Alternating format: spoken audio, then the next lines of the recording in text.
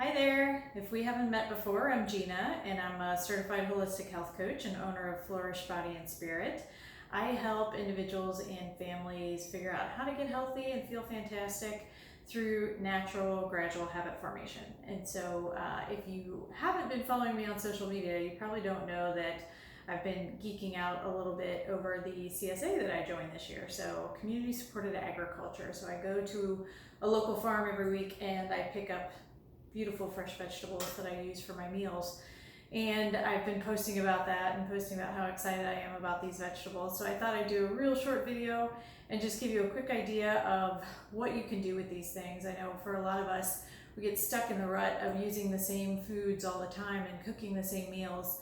And using fresh seasonal vegetables can really be a nice change of pace and really be great for your health as well, to get lots of different vitamins and nutrients in your body. So I thought I'd run through with you a few quick things from my CSA share over the last week or so, and some tips that you might be able to use. So let's start with mixed greens. Right now we're in late spring. It's really a great time for fresh mixed salad greens. And so you may get those at the store, you may get those at a farmer's market, and you may wonder, okay, I buy them and they just go bad quickly. I don't use them quickly enough. The key to keeping your greens fresh, I have a bowl here of fresh salad mixed greens that I got from the CSA. And all I did was I rinsed them off a little bit and put them in this is a salad spinner. This is the inner part of the salad spinner.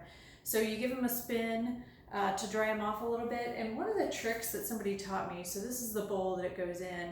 If you put just a little bit of water in the bottom of that bowl, that will help keep your greens fresh longer. So the humidity is I think what keeps them fresh, but really just a tiny bit, enough to cover the bottom. You don't really want it touching the greens, but put that in there. You've got your greens already kind of chopped up a little bit, and you can store it in the fridge that way. So it does take up a little bit of fridge space, but it does keep them fresh fairly long. So those are great for salads. That's what I use them for mostly. I also got this beautiful head of romaine lettuce. So I would do the same thing with this. So you could leave it in the bowl like this and it'll last for a while, or just take your leaves off, and you can take a few leaves off, wash them, and then just chop them up a little bit and put them in your salad spinner and keep that in the fridge as well, and that'll stay fresh, potentially for a couple of weeks. So it depends on when you got it and how fresh it was when it came off.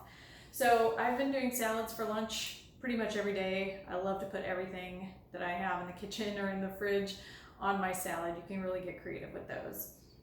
The other thing that I was excited about, I got some Swiss chard with this week's CSA share. And if you're not familiar with Swiss chard, dark leafy green, really nutritious. And this is one that I would usually cook. So you could also chop it up and put it in your salads. It's totally fine raw as well. But I like to cook these. I'll throw them into soups. You may put it as, if you're doing a stir fry or you're sauteing some vegetables, you can actually chop these up and put it in with your saute. You'll see that the stems are kind of thick and kind of fibrous.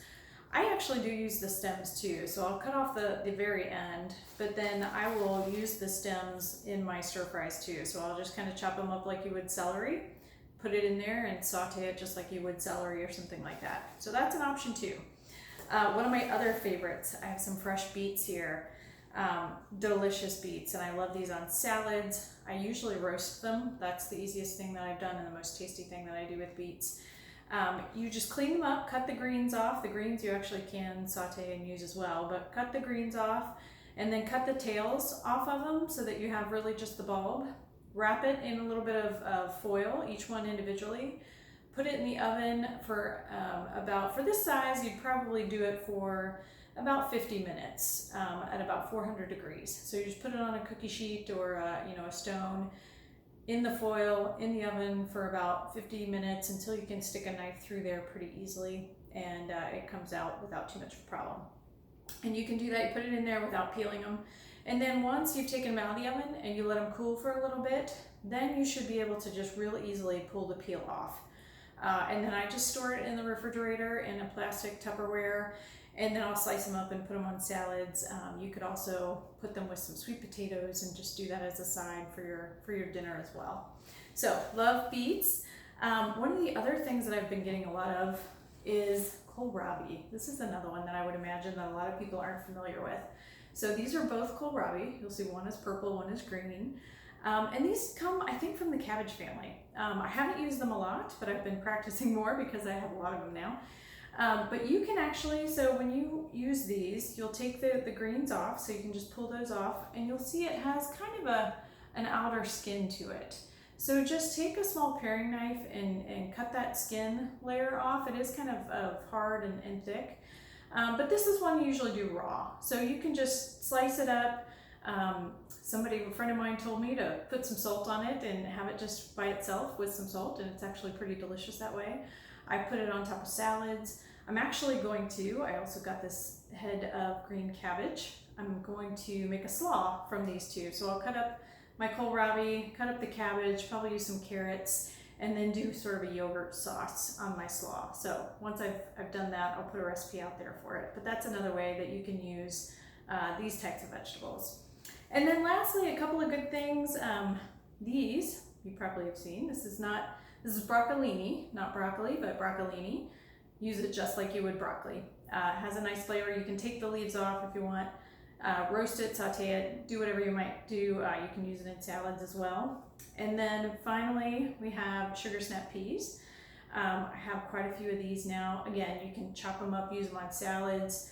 You can put them in stir fries. They'd be really good in stir fries as well. I'm actually going to test out a recipe tonight for a healthy version of fettuccine alfredo, and I'm going to use some of the sugar snap peas in there, and I'm going to make my alfredo sauce without cheese. So I'll let you guys know how that turns out, and that'll be something that I put heavy vegetables in, just like I do with a lot of my pastas if I'm going to make a pasta. So this is really just a quick video on what you can do with a lot of these things if you haven't used them before.